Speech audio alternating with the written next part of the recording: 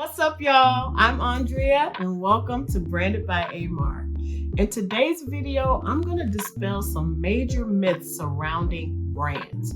I feel like in the world of design and marketing, the term brand gets thrown around so much that people really don't have a great understanding of what it means. And if you're a business owner and you don't have a good grasp on what it means to have a brand, it's impossible to build one. So today, I'm going to explain to you what a brand isn't, what it is, and I'm going to tell you how to get one. Let's build.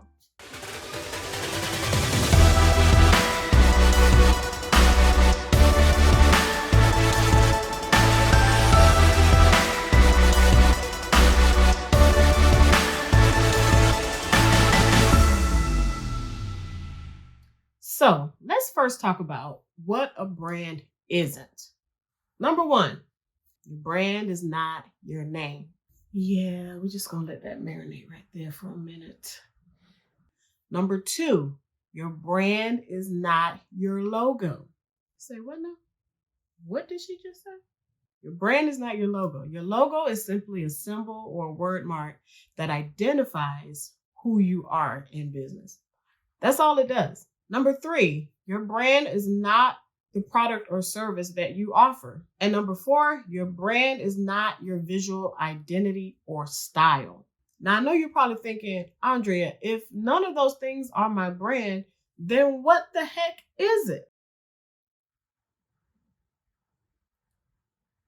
I'm going to tell you, your brand is the gut feeling that an individual feels when they think about or come in contact with your business, your product, or your service. That's right. Your brand is not something that you self-proclaim. Your brand has nothing to do with you or the people who work in your company. Your brand is what other people say it is. It's that gut reaction. It's that immediate reaction that I have when I think about Starbucks, Chick-fil-A, Nike, McDonald's. That's the brand. And if you have enough people that have the same gut feeling, then you have a brand. As a business owner, you can't control your brand any more than you can control how another person thinks or feels.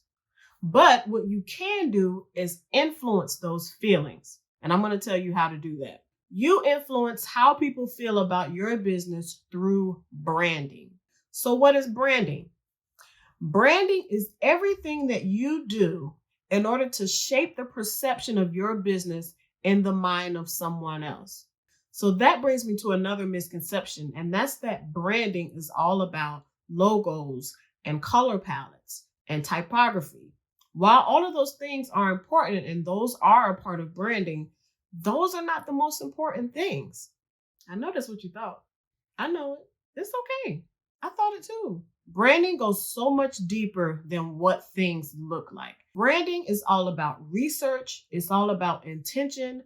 It's all about clarity, and it's all about consistency. Now, the branding process looks different for every business. It just depends on what your goals are, what industry you're in, what the product or service is that you're offering. But there are some general steps to the branding process. The branding process includes defining your business.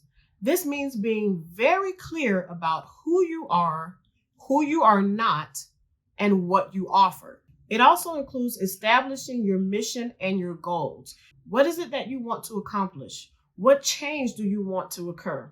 What do you want to see happen in the world? How do you want the world to be different because of what you offer? You also need to identify your target market. You need to know who you're speaking to, who your product or service is for. And no, your target market is not everyone.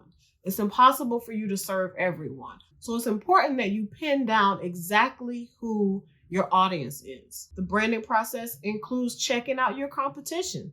You need to analyze those that are around you, people in your industry that are doing what you're doing. What do they do well? What could they work on? What opportunities do I have because of where they lack? You need to know what your competition is doing. Knowing what your competition is doing helps you to position your brand. That means that I feel a certain gap in my industry. There's something lacking, and I'm going to position myself to fill it. You need to develop your brand personality and your messaging.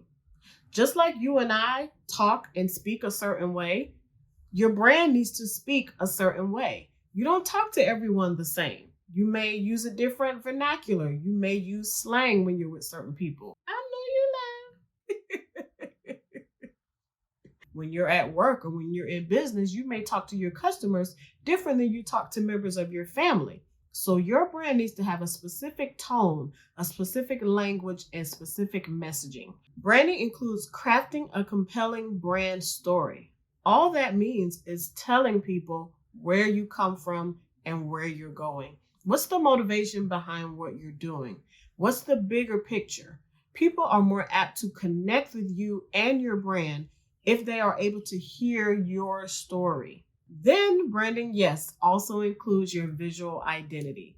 This is your logo, your color palette, all those things that make you look different. So yes, while branding is not all about your visual identity, it does include your visual identity, and that is very important.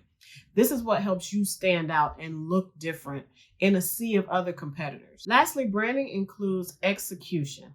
And all that means is taking all these things that we've talked about previous to this, your story, your mission, your logo, your visual identity, taking all those things, packaging them up, and getting them out to your audience.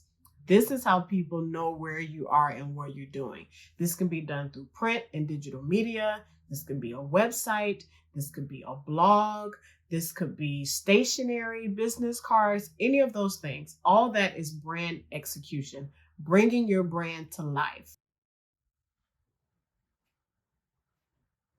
All these steps, and there are others, I didn't give them all, but all these steps are involved in creating a brand that is memorable, that is unique, and that is effective. And the process of branding never stops. It's a continual process. Companies are constantly learning and changing. And just like the times change, technology changes, customer preferences change, you need to constantly be analyzing your brand and taking inventory on how are we performing? How are we keeping up? Has our customer base changed? Is there a way that we can refine our branding? So branding is always taking place. So you might be saying, Andrea, who cares? Branding, blah, blah, blah. If you're a business owner, you should care. It's impossible for you to build an effective brand if you don't have all these foundational blocks. The markets out here are very competitive and they're very saturated. There's bound to be someone else doing exactly what you're doing. But what makes you stand out is your branding. It's what makes you different. People need to see differences, especially if you're a small business trying to keep up with large retailers. How is it that a small coffee shop can compete with a Starbucks or Dunkin' Donuts? You know how they do it? Through branding. The person who visits a smaller local coffee shop is probably a little different than someone who visits a larger Starbucks or a bigger brand. And you know what? That small business knows that.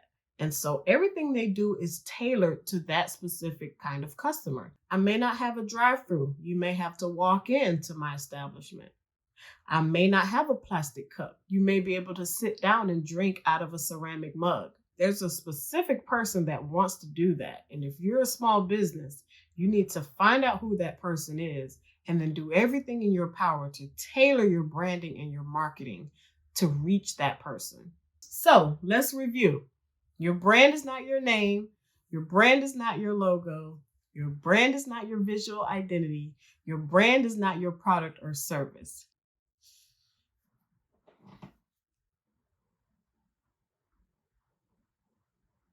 Your brand is the gut feeling that a person has when they come in contact with your company.